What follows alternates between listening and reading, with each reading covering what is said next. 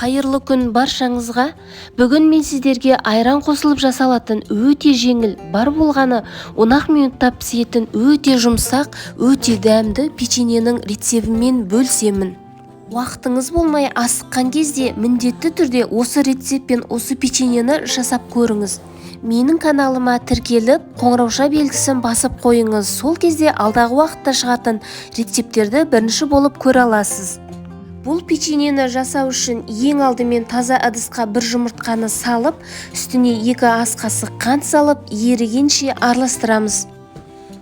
Венчикпен араластырып, қант ерігеннен кейін оның үстіне 60 граммдай сұйық май қосып, ары қарай тағы да араластырамыз.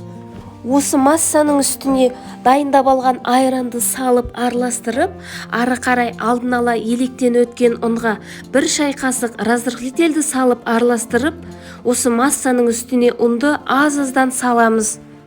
Венчикпен араластырып қоюланғаннан кейін қолымызбен жып-жұмсақ қамыр илейміз.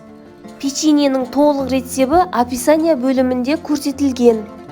Қамырымыз жұмсақ деп, ары қарай тағыда үстіне ұн салмаймыз. Қамырды 10 минутқа тындырып, асты жабысып қалмас үшін аздап ұн сеуіп, ары қарай оқтаумен жайып шығамыз. Осындай қалыңдықта жайып, дайын қамырдың бетіне аздап қант салып, бір келкі етіп жайып шығамыз. Бір келкі етіп қантты жайғаннан кейін үстінен оқтаумен жай ғана басып шығамыз. Дайын қамырды пышақпен немесе осындай шпательдің көмегімен жіңішке ұзын-ұзын етіп кесіп шығамыз. Алдын ала қызып тұрған пеште 180 градуста 10-12 минуттай пісіріп аламыз.